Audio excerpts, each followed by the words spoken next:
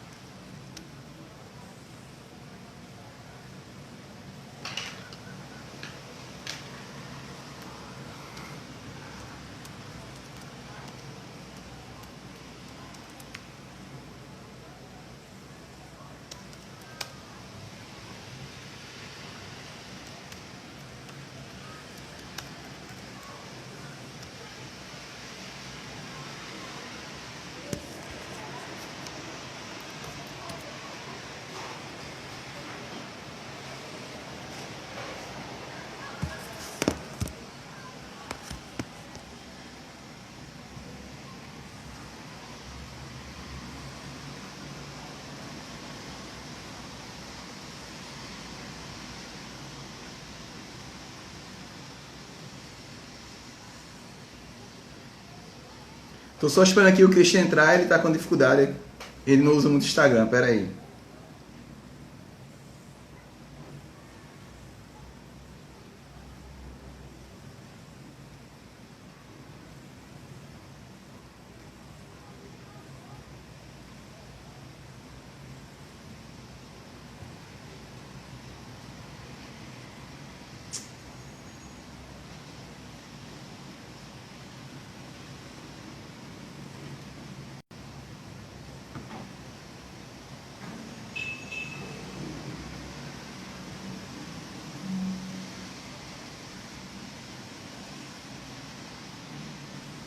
Ah, agora.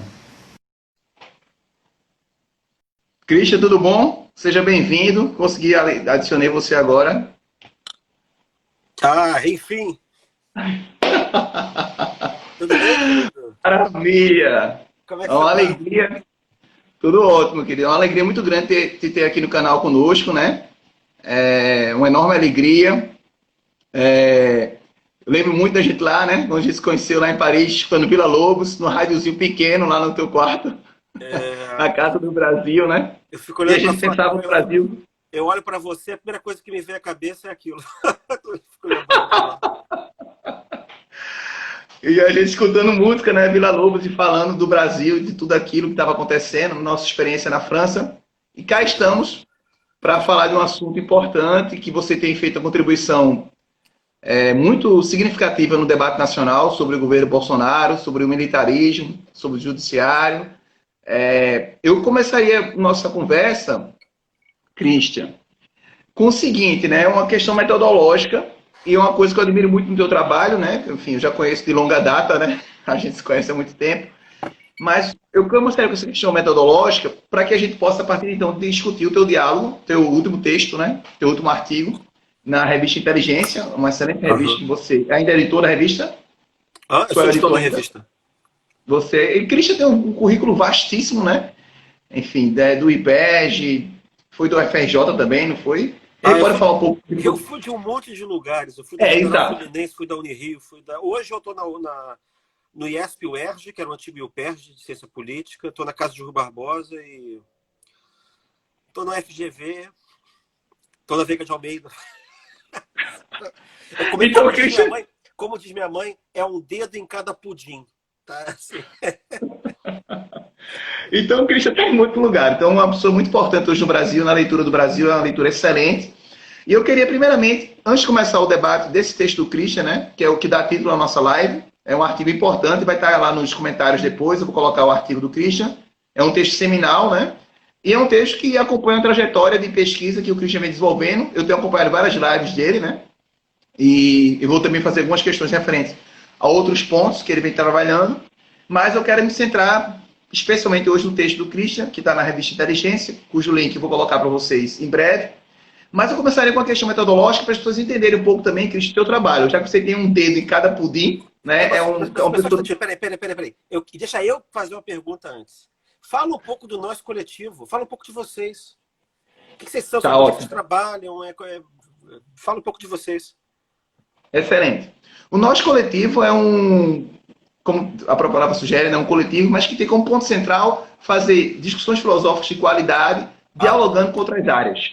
E aí se juntou eu, né, um amigo meu e colega, professor da Universidade Federal de Pernambuco, né, atualmente coordenador do mestrado de filosofia, Mari Ficha, que é uma colega e amiga também da área de filosofia, mas que está na Faculdade de Direito de Recife, né, que você inclusive conhece a Faculdade de Direito bastante aqui, né? Claro. Mas ela está nesse grupo de renovação da Faculdade de Direito, né? E ela tem uma formação em filosofia extraordinária. E aí a gente juntou com a ideia de que é importante fazer um canal na internet que traga essa ideia de coletividade, que não seja centrado numa pessoa, mas tenha essa ideia de coletivo que traga uma discussão nacional, tanto do ponto de vista dessas lives como a nossa, como também uma discussão qualificada de filosofia. Isso a gente fez, Christian, por uma coisa que você toca no seu artigo, que foi o reconhecimento de um vácuo que a intelectualidade brasileira deixou, que foi ocupado, no caso da filosofia, por Olavo de Carvalho. Né? Então, isso foi uma coisa que a gente reconheceu como problema, né? E a gente teve um curso recente agora da Butler, que a Mari deu um curso sobre a Butler, o Felipe está dando um curso sobre o Hegel, muita visualização, muita gente interessada, e a gente percebeu que, de fato, faltava na internet essa dimensão filosófica mais qualificada, séria, acadêmica, mas que pudesse dialogar com um público maior. É verdade, aconteceu um problema, porque como houve um processo de especialização acadêmica, a nossa geração é isso, a gente estava em Paris, a gente estava fazendo doutorado, a gente pegou um mundo de normalidade que ia encaminhando a gente para uma espécie de Estados Unidos, porque o intelectual americano de academia, ele não tem nenhuma influência política, ele quase não tem influência no debate público. Né? Agora, então a gente foi se fechando dentro da Torre de Marfim, né? E aí, do lado de fora, as instituições entraram em crise, e aí reapareceu a direita com o Olavo de Carvalho dominando uma linguagem digital que a gente não tinha. Exato. E aí foi essa catástrofe. Exatamente. Então, vamos correr atrás do tempo perdido, né? O Nós tem esse propósito, a gente tem feito muito vídeo, muito debate, e esse contigo hoje vai ser particularmente especial, né? Christian, a partir disso, eu queria colocar uma questão que eu te conheço, mas eu queria que você falasse para as pessoas, né? É o seguinte, você trabalha a ciência política, mas com uma discussão muito forte com a história, com o direito, né? Isso tem a ver com a tua formação, que é ampla, né?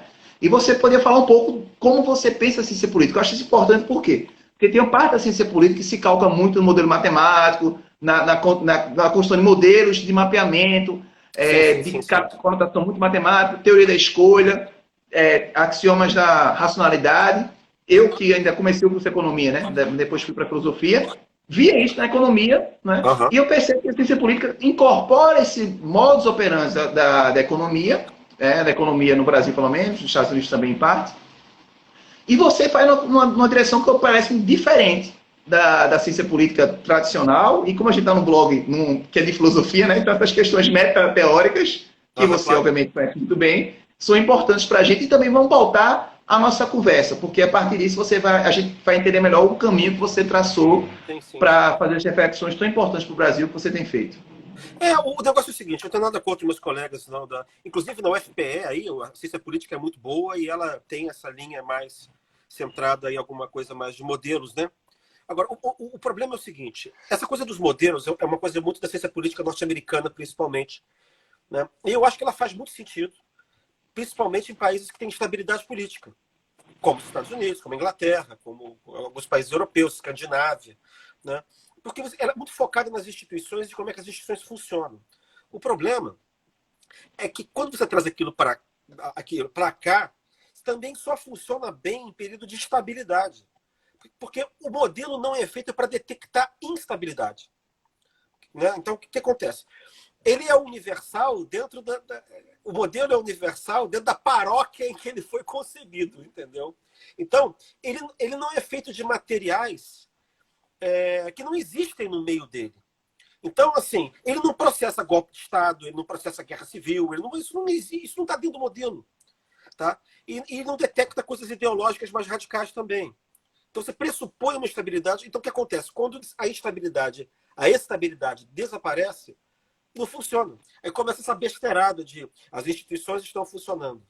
Até que elas deixem de funcionar. Até que você tenha golpe de Estado.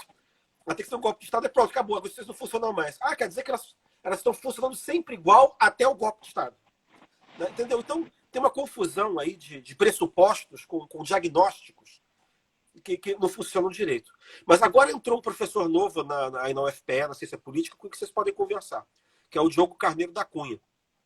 Ele também fez doutorado em Paris, e o negócio dele é a história das ideias, a história dos intelectuais. Ele é um cara que vocês podem conversar. Ele quebrou um pouco esse negócio, pensamento político brasileiro, deu uma quebrada nesse negócio aí dessa hegemonia na ciência política do UFPE. Então, o que aconteceu?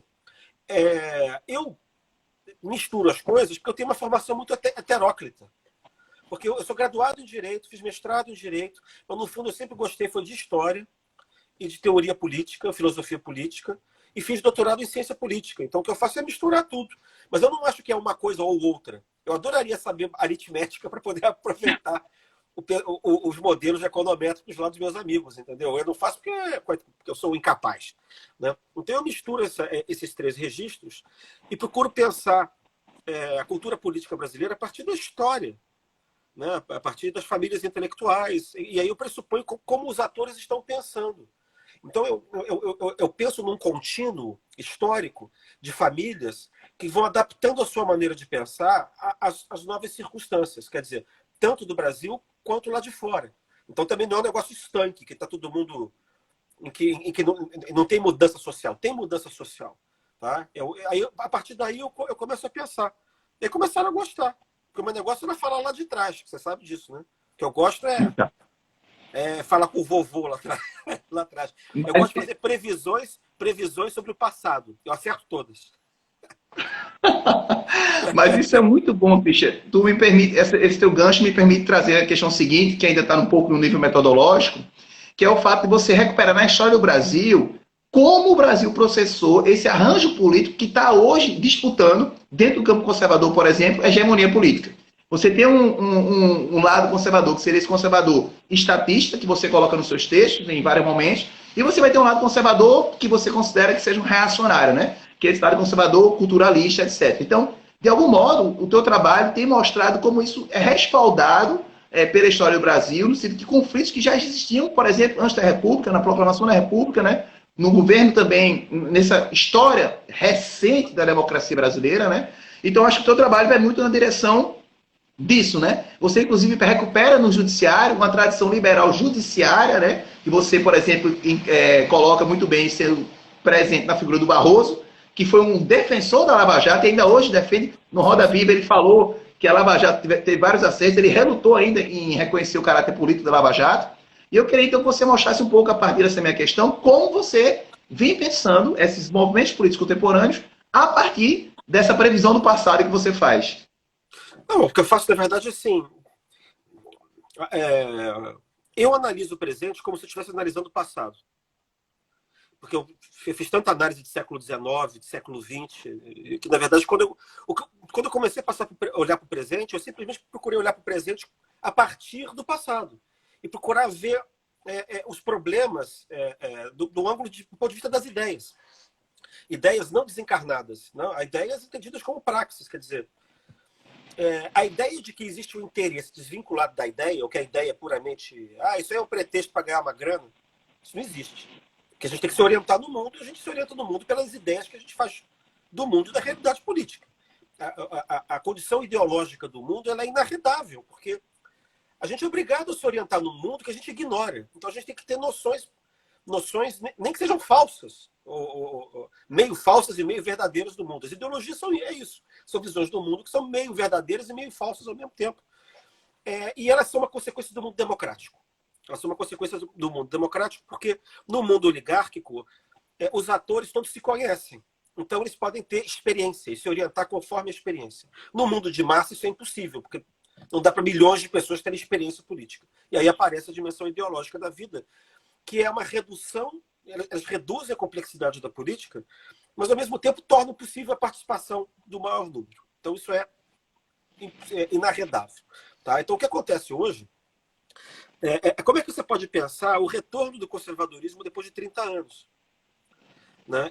Dos diferentes tipos de conservadorismo. Então eu falo, você tem o conservadorismo estatista, né? Hoje basicamente são os militares, da ordem e do progresso, do desenvolvimentismo conservador, do positivismo lá de trás, que no fundo remonta ao absolutismo ilustrado, remonta a Voltaire, remonta a Diderot, remonta aqueles déspotas ilustrados, Catarina da Rússia, tá? Que no fundo remonta aquilo ali, e que tem o pressuposto que a sociedade está sempre em perigo, a sociedade brasileira está sempre invertebrada, né? Entendeu? Então aí você tem que ter um Estado ali que dê prumo.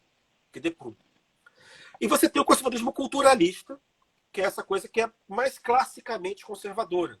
Brasil, onde o Brasil é mais Brasil, né? Gilberto Freire, né? É uma coisa mais de José de Alencar. O Brasil é a mistura do negro, do branco, do índio, com o predomínio do branco, naturalmente. Né?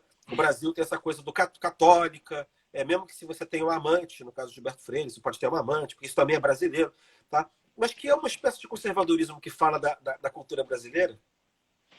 Mas como a gente é periferia, no fundo é copiado da Inglaterra. Se você pegar o Gilberto Freire, é o Dalton Abbey de Apipucos, né?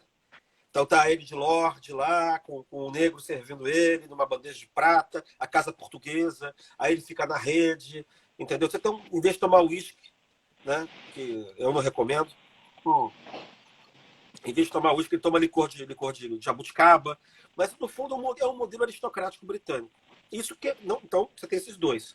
E dentro desse culturalista, você vai indo para o extremo, você cai no reacionarismo, que é o cara que acha que a cultura brasileira é dada pela religião, quase que exclusivamente pela religião. Você repara que, diferentemente do que acontece com o Gilberto Freire, por exemplo, o dado ibérico não aparece no Olavo de Carvalho.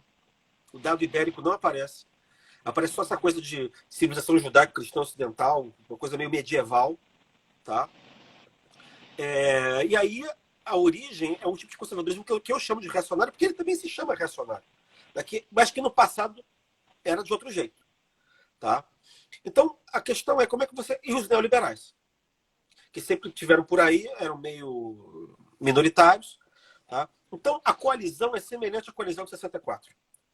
Né? Você tem o Paulo Guedes no lugar do Roberto Campos, você tem o Olavo de Carvalho no lugar de um Gustavo Corsão, você tem esses militares aí, que não tem, eu acho que o intelectual orgânico hoje, mas no lugar do Golbery. Agora, o Brasil não é o mesmo Brasil de 64. O Brasil virou sociedade de massa, em primeiro lugar, democrático. Segundo, o Brasil teve 30 anos de democracia. Isso não tinha acontecido antes. Mas 46, aquilo não era democracia. Aquilo era democratização, que era outra coisa. Tá? Aquilo era, em 46 votava 11% da população. Em 64 votava 16%. Hoje vota 60%, 50%. Então aquilo era uma sociedade em democratização, mas não era uma sociedade democrática. O analfabeto não votava, enfim. Tá? Então, para poder pensar hoje, você tem que pensar o que aconteceu com esses conservadorismos num contexto depois de... O que eles podem ser depois de 30 anos de democracia e o que eles podem ser uma sociedade democrática, que democratizou. Então, é engraçado porque esses conservadores chegam ao poder com uma ideia completamente falsificada da realidade brasileira. Os reacionários, obviamente, não têm nenhuma noção da realidade mesmo, porque nunca tiveram. Porque eles são avessos ao pragmatismo, tá? A aceitar a política e aceitar a modernidade. Então, são reacionários porque eles querem voltar lá para o século... para antes do iluminismo, né? Vamos falar sério. Né? Isso é pré-iluminista. A utopia reacionária é pré-iluminista. Né? Então, eles são movidos por autores que... Carl Schmitt, Donoso Cortez, que são os reacionários. Né? O golpe de Estado é o milagre. Né? Por exemplo, se o Bolsonaro está enfrentando os inimigos, né, das instituições, né, ele tem que salvar o povo. Como é que ele salva o povo? Dá o golpe de Estado. O golpe de Estado é um milagre que salva. É tipo Moisés abriu o Mar Vermelho. Tá? E salva o povo eleito. Então você tem uma teologia por trás da mentalidade reacionária. Tá? Então, o que acontece? Aí eles vão copiar as coisas do Trump. Mas essas coisas do Trump não tem muita realidade no Brasil. Então, também é uma coisa muito abstrata e pouco enraizada na realidade brasileira. Tanto que eles praticamente não citam os brasileiros. Não sei se você reparou isso também. Não cita Gilberto Freire, não cita Miguel Reale, não cita... Tá? O livro que o Olavo de Carvalho especificamente trata disso quase não tem brasileiro nenhum. Ele tem um texto que ele fala de influência brasileira, mas não é influência brasileira nele, é mais afinidades que ele tem com certas pessoas, né? Com polemistas literários reacionários e tal. Né? Então, tem esse primeiro problema. E segundo problema é o negócio do conservadorismo estatista. Assim, a utopia mais próxima é o regime militar, restaurar o regime militar. Aí vem o problema. O conservadorismo atual, reacionário, ele resolve o problema democrático mudando a cópia da Inglaterra para os Estados Unidos. Aí esse negócio de conservador é bom, vai tomar no olho do cu, é mamadeira de piroca. Você tá entendendo? Aí esse negócio da baixaria é uma adaptação ao contexto democrático, contexto de massa. Tá? Então, essa é a primeira grande diferença. Uma grande diferença é essa coisa de que, no conservadorismo estatista, que é a utopia de que você pode voltar para 64. É engraçado porque, se você pegar o Fernando Henrique, a utopia era o Campos Salles, ele dizia que era o novo Campos Salles, que era a República Velha, que era o período da República Liberal, o apogeu da República Liberal. O PT, o Lula, tinha essa coisa de resgatar o Getúlio do segundo mandato. Petrobras, nacionalismo, não sei o quê.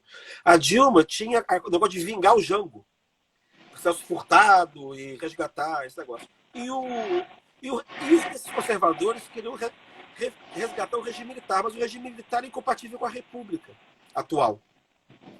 E aí, agora, de um mês para cá, 2 meses para cá, que bateu a real de que o golpe não é uma saída. O golpe não é factível. Existe uma sociedade hoje que não existia naquela época. Tá? Existem instituições fortes que não existiam naquela época.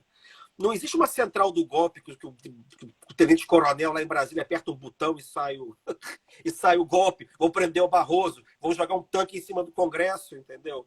É um negócio que não... Então, o dilema... É por isso que eu estou falando que hoje em dia você tem uma crise do conservadorismo brasileiro. É um paradoxo.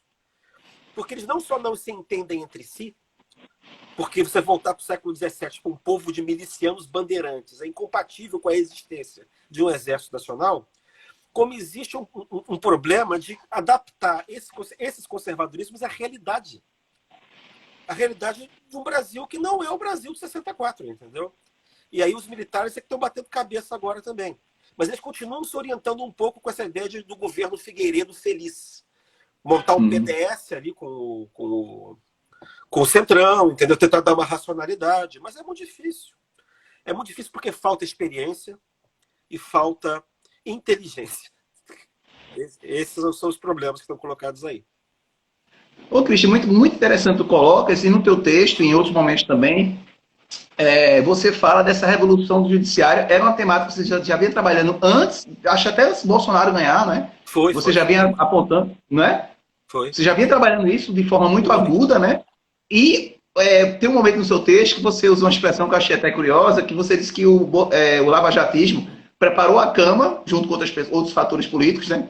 Esquentou a cama, essa foi a sua expressão, esquentou a cama para o Bolsonaro deitar. E Bolsonaro, obviamente, nunca teve compromisso com o combate à corrupção. Isso é uma coisa inacreditável. As pessoas acharem que um cara que faz rachadinha, né? A família dele, ele mesmo, vão estar comprometidos com algum combate à corrupção. Isso é de um delírio inacreditável. E, de certa forma, ele ganhou nessa disputa com o Moro, no sentido de que ele foi eleito, ele está eleito, né? E o Moro não está no governo. O Moro pode ter individualmente se preservado, etc. e tal, mas, de qualquer forma, não está no poder, não está nos holofotes. Isso, de alguma forma, é um peso político, não deixa de ser uma perda para o Moro, de certo sentido. Então, falasse um pouco, então, de como esses atores políticos esquentaram a cama e Bolsonaro deitou nela e se desfez deles. Quando a primeira ameaça que surgiu à família dele, né, que é essa investigação da Polícia Federal, isso foi o pivô da saída do Moro, né? E, de algum modo, afastou do centro do governo Bolsonaro o lavajatismo, e agora mais ainda com o procurador da República, né? Que está, de alguma forma, travando o embate com o lavajatismo. Quero Você pode falar um pouco mais disso, que está no teu texto, tu pode falar mais agora. Tem diversos aspectos aí, quer dizer, existem ciclos ideológicos, existem ciclos de regimes e ciclos de governos. Né? De 30 em 30 anos, mais ou menos, 30, 40 anos, a gente tem uma espécie de ciclos de regimes que desgastam. E desgastam porque a sociedade muda. Porque, assim, um regime para existir, né, ele está montado a partir de uma constituição que é feita a partir de uma certa sociedade. E você tem que montar um modelo de operacionalidade política em cima dessa constituição. É uma maneira, quer dizer, o modelo de governabilidade é um modelo em que os poderes vão interagir uns com os outros para você poder criar rotina. Tá? O que aconteceu? No Império você teve o modelo Saquarema lá do Império, né? Intervenção federal, lembra? Lá em Paris. Quer dizer, ordem, né, de cima para baixo, piramidal. A República Velha teve a política dos governadores, né? E a Nova República teve um certo tipo de presidencialismo de coalizão. E isso estabilizou o regime. O problema foi que você teve o ciclo do regime desgastou depois de algum tempo, como tudo desgasta. Porque o regime, o modelo do regime meio que se emancipa da mudança social embaixo. E teve muita mudança social ao longo de 30 anos, embaixo. Né? E aí, o que acontece? Essa sociedade nova não se reconhece mais representada no modelo político. E aí você tem uma crise de legitimidade sistêmica. Como é que é? Aqui se vão todos. Né? Fulano de tal não me representa, esse presidente não me representa, esse deputado não me representa, que foi em 2013. Aquilo explodiu em 2013. Mas aquilo já estava intermitente fazia 5 anos, pelo menos. Tá? Já estava há bastante tempo intermitente. Essa sensação de não representação. Então, agora o que aconteceu? O problema é que essa crise coincidiu com a crise menor da situação política da esquerda. Porque também você tem ciclos liberais dentro do regime, ciclo liberal, ciclo socialista, ciclo conservador. Toda democracia estável tem que ter pelo menos esses 3 ciclos. Né? E aí essa crise do regime coincidiu com a crise da situação política petista, do consórcio PT-PMDB. E aí isso foi um problema, essa coincidência foi um problema. E você teve um terceiro problema, que foi o ciclo dos grandes ciclos, que foi o fim da globalização, né? Que ela começa a entrar em decadência com a crise das Torres Gêmeas, e depois de 2008, aí, com a crise do subprime, vai para o diabo, e aí reaparece o nacionalismo, reaparece o conservadorismo pesado, como reação ao lado ruim da globalização, né? Que também teve um lado ruim. Né? E tudo isso coincidiu no mesmo momento e fez a tempestade perfeita aqui no Brasil. Então, os liberais trataram como se fosse só um problema de desgaste da esquerda. Entendeu? Como se fosse só um problema do desgaste da esquerda. E a gente teve o azar, vocês entendem o que eu estou querendo dizer com azar aqui, que o Aécio não ganhou a eleição em 2014. Porque se ele tivesse ganho, você reduzia a pressão das crises todas. E aí o abacaxi ia cair no colo dele.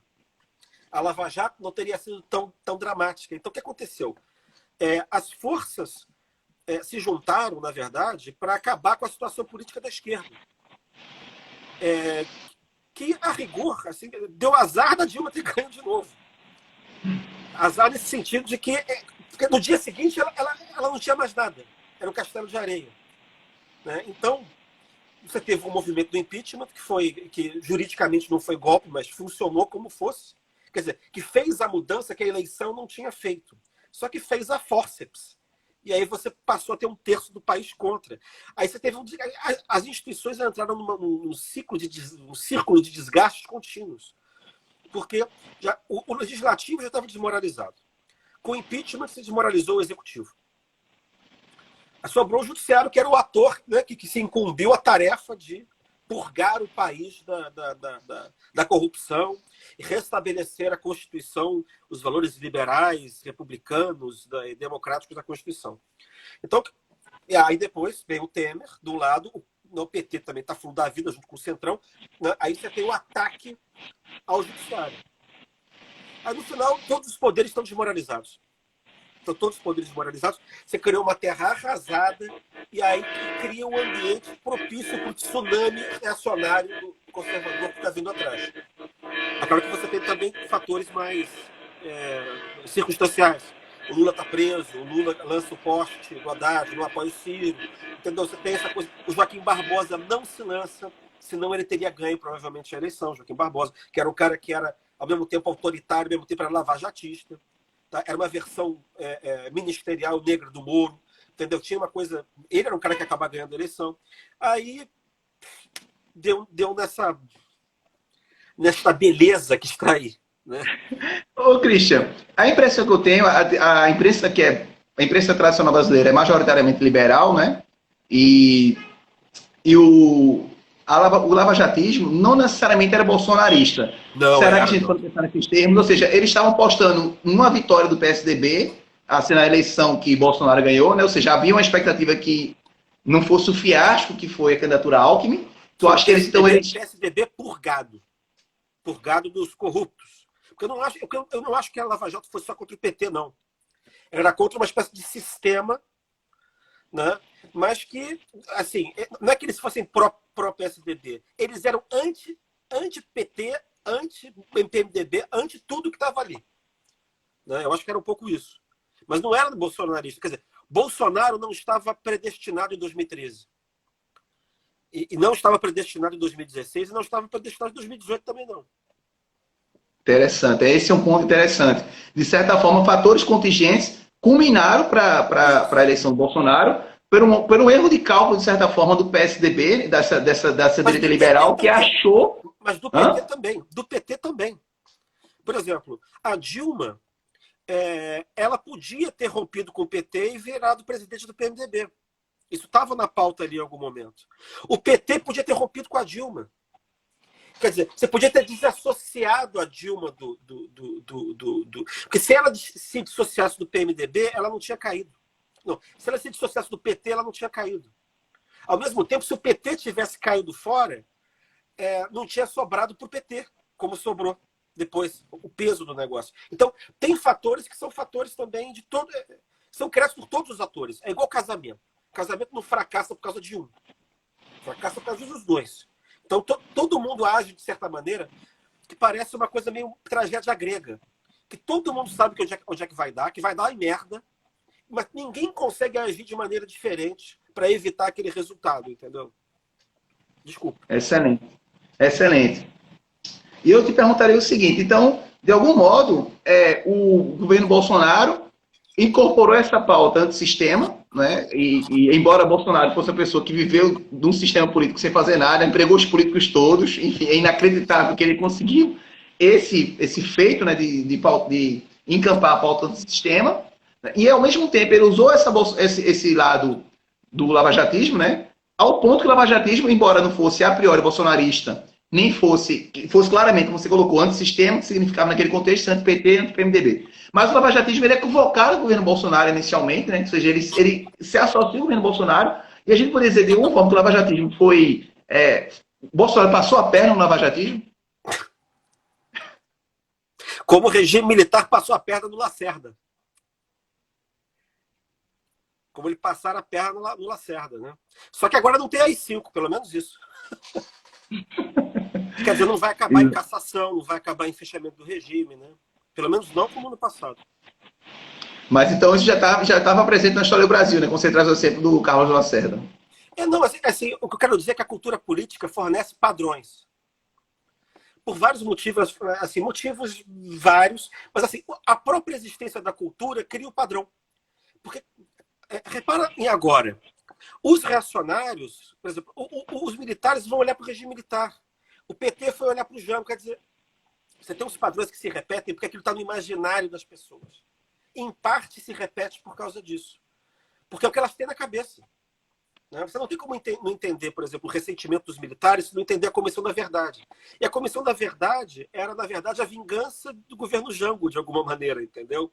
Então, os mortos vão governando os vivos em larga... Se os mortos não governam os vivos, os mortos governam muito a imaginação dos vivos.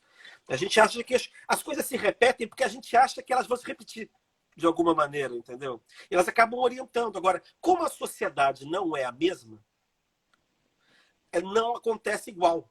Ela nunca acontece igual. Então, por exemplo, não necessariamente agora vai ter golpe. Porque, por exemplo, eu tenho um amigo reacionário, eu tenho uns aí, entendeu? Porque eu converso, é bom porque eu mantenho a... Senão a gente fica numa bolha, né? A gente tem que ter oxigenação para ouvir o outro lado. Eles estavam crentes que ia rolar um golpe. E eu falei, cara, tem 30 anos para trás de democracia, como é que vai rolar golpe? Entendeu? Não tem como rolar golpe. Assim, como é que vai ser? Vocês vão preparar... Assim, o Bolsonaro hoje parece mais o João Goulart do que 64 do que o contrário, entendeu? Você começa a ver que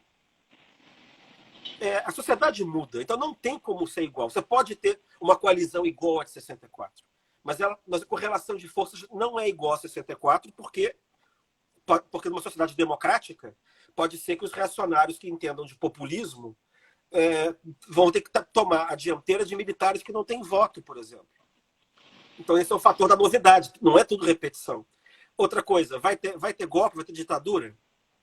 Não vai ter ditadura depois de 30 anos, entendeu? Assim, que país virou ditadura com um golpe militar do dia para a noite na América Latina? Nenhum. Você tem ditadura, mas foi virando devagarinho, é outra coisa. Na Europa Oriental também. Aquilo foi virando devagarinho, ditadura. Então, essa coisa de ter o golpe não rola. E na América eu acho mais difícil ainda, que a gente está na América, né? Que é um país que não tem tradição, quer dizer, que é um continente que não preza a tradição, a idade que não teve Idade Média, é mais complicado ainda, entendeu? Então, é assim que eu vou tentando raciocinar. Você pega os padrões da cultura, os padrões se repetem, mas como a sociedade é diferente, os resultados também acabam sendo diferentes, entendeu? Excelente, excelente. Eu estava falando que o Bolsonaro passou a perna no lavajatismo, e talvez a grande disputa política hoje, e eu queria te ouvir sobre esse aspecto, seja entre essas alas conservadoras, como dizia, né, para a hegemonia do poder político no Brasil, né? Então, de alguma forma, Bolsonaro, em certo sentido, está usando a ala militar, né, para ganhar respaldo político. Ele teve esse respaldo político no lavajatismo, o lavajatismo saiu do governo, perde força continuamente, a base ideológica de sustentação mais fanática do Bolsonaro continua, independente do Bolsonaro ter abandonado Moro e Moro ter saído dizendo de corrupções claras do governo Bolsonaro. Moro sai dizendo isso, Moro sai inclusive dizendo que o PT fortaleceu as instituições, no caso a autonomia da Polícia Federal, que aquilo ali foi uma coisa gravíssima que ele falou, né, embora seja verdadeira, mas foi grave no sentido que ele falou naquele contexto, mas ele sai e agora o Procurador da República está querendo os dados da Lava Jato, enfim. Você vê que a Lava Jato está perdendo cada vez mais força no governo Bolsonaro, que teoricamente foi eleito para fortalecê-la, né? Enterrando ela, né? Recebeu a extrema-unção já. Já a extrema-unção. E aí a questão agora é a seguinte, os militares, porque os militares, de alguma forma, o Bolsonaro tem um claro interesse descarado, assim, seria muita falta de percepção não reconhecer que Bolsonaro trabalha também em favor da família dele, né? Trabalha em favor da defesa da família dele, da proteção, isso é muito evidente. A família em primeiro lugar. A família em primeiro lugar. Começando a dele, né? Exato. E aí eu me pergunto, primeiramente, Bolsonaro não parece uma pessoa, ou quem assessora ele não parece ser pessoas tão tolas e tão toscas assim, porque ele conseguiu, de alguma forma, derrubar a Lava Jato, formada de pessoas muito estudadas, né? Do Estado de Direito, etc. e tal. Esse pessoal saiu do governo Bolsonaro, Bolsonaro os usou. Agora, Bolsonaro estaria usando os militares também, ou seja, os militares estariam servindo uma espécie de anteparo para o governo Bolsonaro manter seu empreendimento. Eu digo um detalhe mais importante ainda, técnico, né? A gente está no meio da pandemia grave, mundial. O Brasil está morrendo gente, milhares de pessoas, mais de 1.000 pessoas todo dia, né? E aí, mas o governo tem simplesmente eu não sei nem qual a palavra usar para isso, né? Mas usar o descaramento de ter um ministro da saúde que sequer é ligado à área de saúde. Na maior pandemia da história recente do país. Ou seja, é um completo descompromisso com a doença, né? E, obviamente, isso gera a sensação daquele que Gilmar Mendes falou recentemente, de um genocídio, né? Então, Gilmar Mendes verbalizou aquilo que todo mundo está falando, mas ele é uma figura importante do Judiciário, da Suprema Corte Federal, diz isso, né? Para trazer um impacto, para ver se o governo se mobiliza para tirar o Peluso. Mas qual é o problema disso tudo? É que Bolsonaro está, de alguma forma, estaria ele, de alguma forma, queimando os militares agora com isso, por exemplo? O que é que tu achas? Olha, isso tudo tem uma estratégia política. Porque quando começou a pandemia, o que acontece assim? O Bolsonaro assume, como eu disse, com essa coalizão, mas é uma coalizão é uma coalizão que não tem pé no chão. Eles acham que tem pé no chão porque o conservador acha que tem pé no chão. Né? Mas não tinha muito pé no chão porque todos eram antissistema. E aí você quer criar um sistema novo, mas você não tem inteligência, não tem massa crítica ali para fazer nada. É tudo voluntarismo, entendeu? Vou chegar lá, vou emparedar as instituições, vou fazer um plebiscito no Facebook, através de Twitter, vou usar o gabinete do ódio, entendeu? E vou meter medo no Rodrigo Maia, meter medo no Barroso, meter medo no sei quem tal, e não vou fazer maioria parlamentar. Isso é de uma ingenuidade total. E é por isso que o governo, se você parar para pensar, o governo só funcionou ano passado entre junho e dezembro, ou novembro. Porque antes era o caos, depois declínio de novo. Quando passaram algumas reformas. E mesmo as reformas que foram aprovadas, não foram aprovadas por causa do Bolsonaro. Qualquer presidente teria aprovado aquilo ali, e eu diria mais. Qualquer presidente teria aprovado muito mais reforma do que o Bolsonaro aprovou. Por causa dos desastres, da falta de conexão, da falta de vocação política, ou a aposta nesse populismo copiado do Trump. Agora, foi uma aposta alta, porque você copiar o negócio do Trump, você está copiando um troço que não foi posto à prova. Exato. Porque ele foi eleito e está apostando naquilo ali, mas ele não foi reeleito. Aquilo também é um experimento. E aquilo foi copiado para cá sem adaptação. Né? E o presidente não é uma pessoa de muitas luzes, para dizer o mínimo. Né? Então, ele se colocou nas mãos dos garotos lá, dos filhos dele. Ele foi tutelado pelos garotos. Do tipo, fale isso, faça aquilo, vista a roupa tal, coma iogurte vagabundo com a bandeira do Brasil no fundo, fingindo que você é povo. Não. Então, ele não é uma pessoa de muitas luzes. Tá? Então, ele foi teleguiado dessa maneira. O governo foi um fiasco, porque não fez praticamente nada, né? A não ser satisfazer a bilis do pessoal mais radical. Foi um governo feito só pelos radicais. Né? E é um governo que é um governo antiliberal. Agora, deixa eu explicar. Esse neoliberalismo do Guedes, para mim, não é liberalismo. Liberalismo, para mim, é liberalismo político. É um negócio de sociedade. Tá? Não é liberalismo econômico. O liberalismo político pode estar com o liberalismo econômico também. Você pode ver, sei lá, Miriam Leitão, sei lá, o Pedro Doria. Você pode ver um pessoal para que essas coisas andam juntas. Agora, se você tem um sujeito que diz que você pode ter mercado funcionando com ditadura, esse cara não é liberal. Tá? Do ponto de vista político, esse cara não é liberal. Tá? Isso é outra coisa que a gente pode discutir. Mas aí, liberalismo econômico é uma categoria econômica, não é uma categoria política. Tá? Se você quiser tomar liberalismo econômico como categoria política, aí não é liberalismo, é conservadorismo. Porque a essência do conservadorismo é você achar que a ordem social tem uma origem extra-humana e você não pode mexer nela. Então, a sociedade é produto de Deus, da natureza, da biologia, do mercado. Aí você não pode mexer ali. Então, isso é uma característica do conservadorismo. Né? E é por isso que o Moro entrou numa canoa furada. Porque o judiciarismo só pode existir num mundo de instituições muito fortes. Tá? A gente pode discutir se essas instituições viraram fortes no Brasil porque o Brasil foi democrático ou também porque o Brasil tem uma tradição corporativista brutal, do ponto de vista burocrático. Tá? Então você junta, na verdade, a tradição colonial dos desembargadores com a Suprema Corte alemã. Quer dizer, você junta duas coisas. Mas quando a gente pensa assim, a gente entende o Brasil. Você tem que pensar o que é trazido de fora com a tradição daqui de dentro. E não ficar achando que as coisas daqui de dentro são ruins sempre, necessariamente. Você pode achar que é ruim, mas se você rejeitar, você não vai entender. Você não vai conseguir.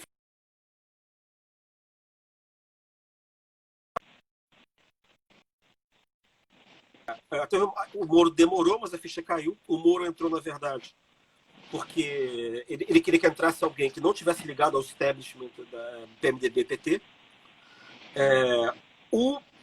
A família Bolsonaro espertamente capitalizou a Lava Jato como se fosse obra dela. Quer dizer, como se houvesse um vínculo de necessidade entre 2013 e 2014 e a eleição do Bolsonaro, que não havia. Nunca houve um vínculo de necessidade, quer dizer, nem as jornadas de 2013, nem a obra da Lava Jato necessariamente iam acabar no Bolsonaro, tá? E conseguiram faturar a ideia da luta contra a corrupção, quando eles, na verdade, sempre foram corruptos de baixo clero.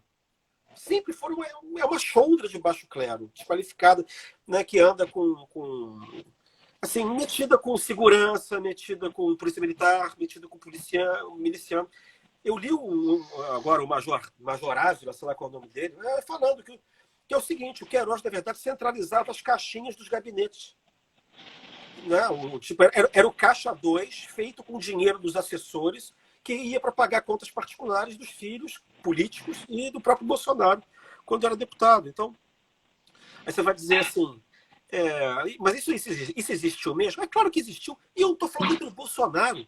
Eu estou careca de saber que já existia isso aqui antes do Bolsonaro. Câmara de Vereadores do Rio, a LERJ. Eu já sei disso. Eu até vi de perto, até no Tribunal de Justiça, onde eu trabalhei. Então é óbvio que eles estão metidos nisso. Eles e todo mundo. Mas o fato de todo mundo estar lá não significa que a responsabilidade deles seja menor. Né?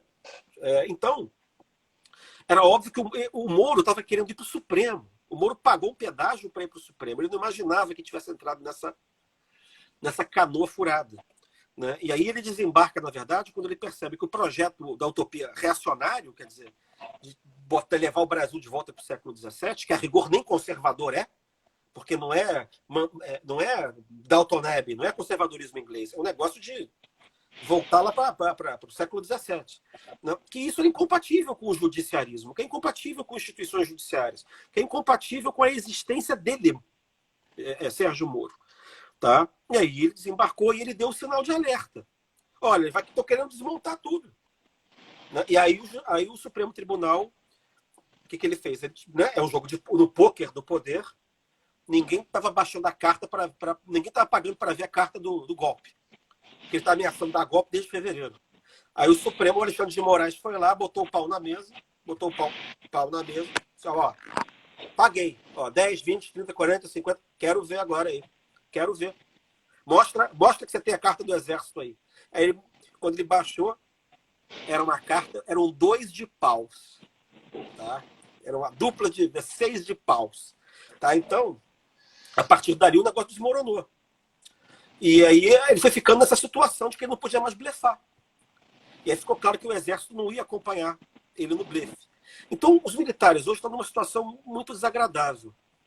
Porque eles achavam que iam explorar o Bolsonaro como se o Bolsonaro fosse o Lula da direita.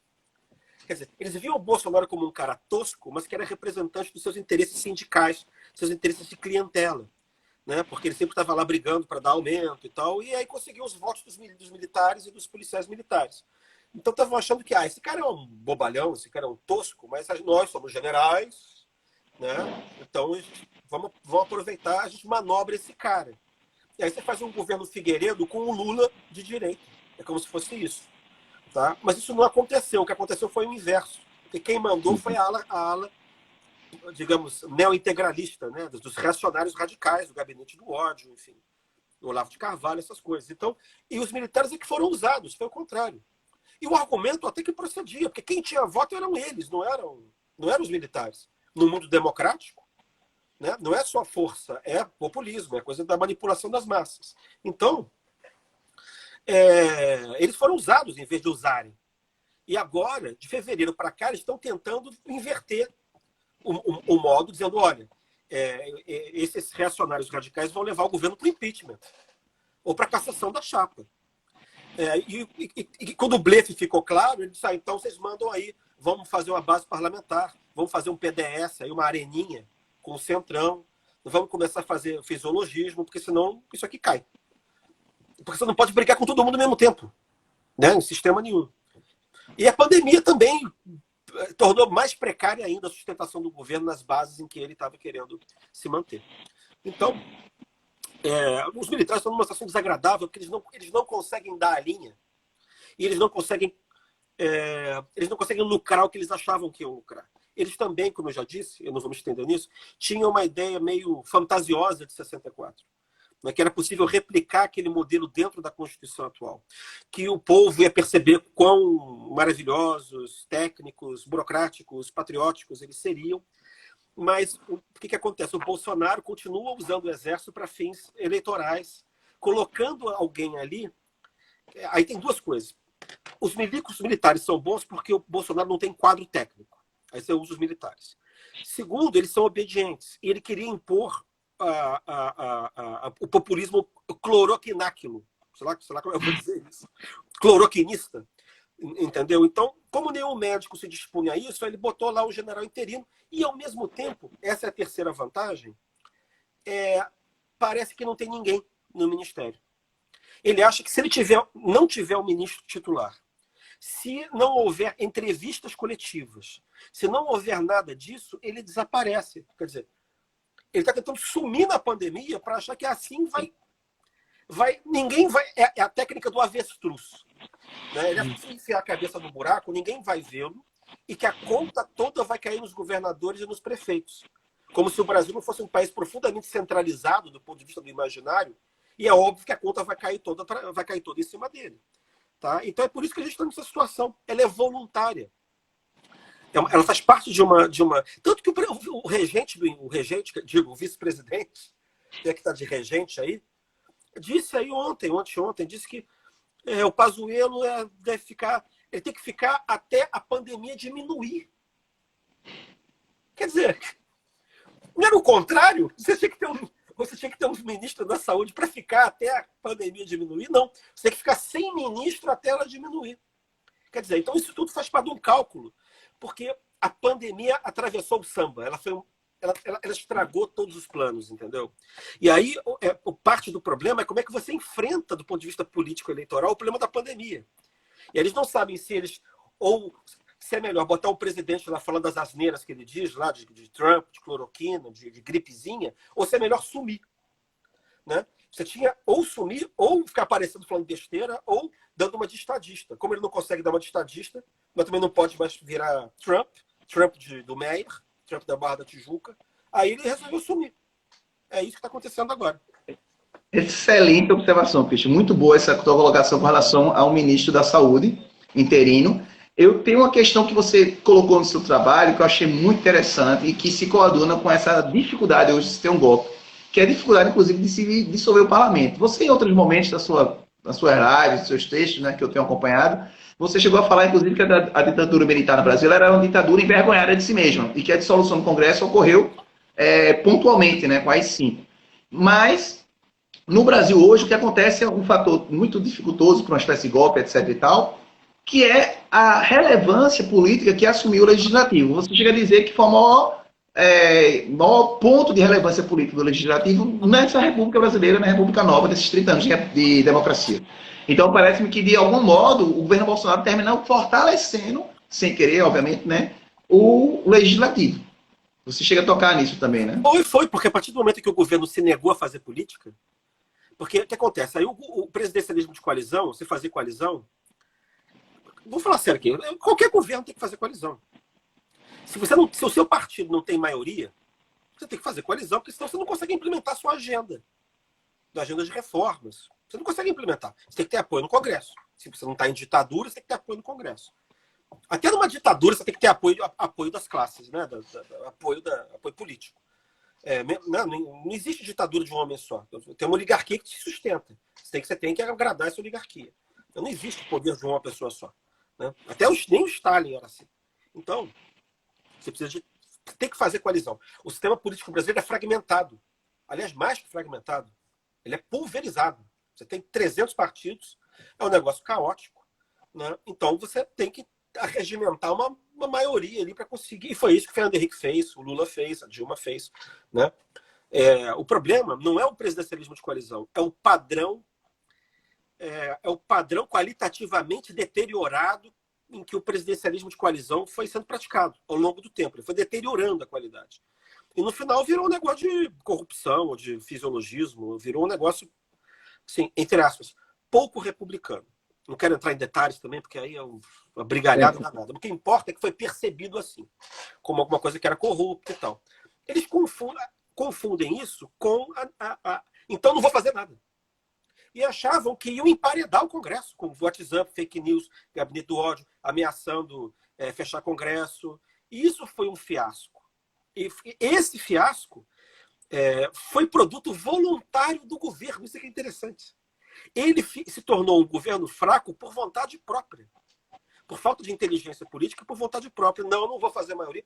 A gente tem um presidente, cara, isso é inédito na história do Brasil. A gente tem um presidente que não tem partido. Ele não tem partido. Quer dizer, então ele foi colocando todas as pedras no próprio caminho para poder tropeçar. E aí você criou involuntariamente um Congresso que foi muito forte em termos de independência, em termos de autonomia. Né?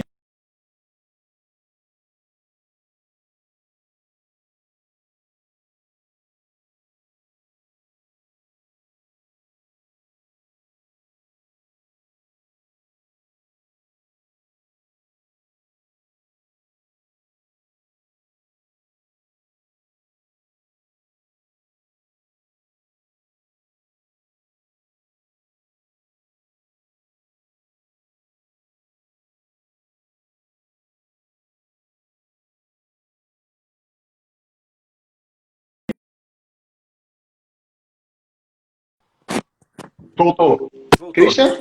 Voltou.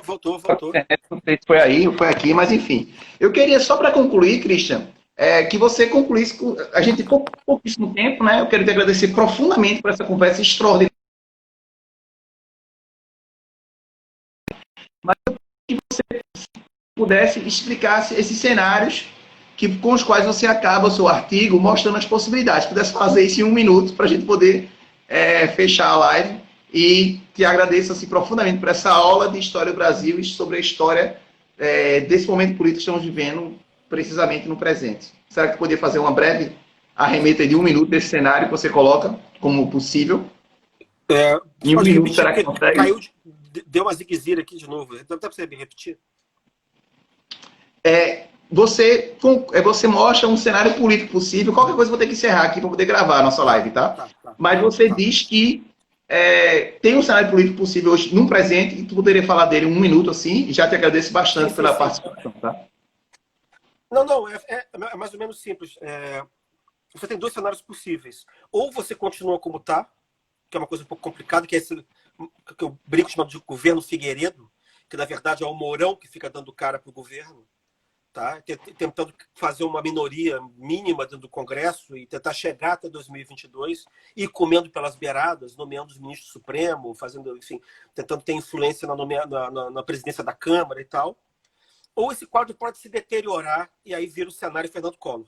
Se deteriorar com os escândalos de corrupção e tal. Então a gente está, na verdade, entre esses dois modelos e não está claro ainda o que vai acontecer.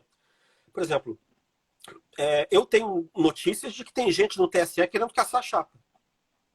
Tá? De gente próxima dos juízes lá que querem caçar a chapa. Então, o cenário não está claro. E as cautelas que o núcleo bolsonarista tem tomado são condizentes com o receio que eles possam ter de não chegarem ao fim. Então, melhor não vai ficar. Eu acho que pode ficar igual ou pior. No curto prazo, pelo menos.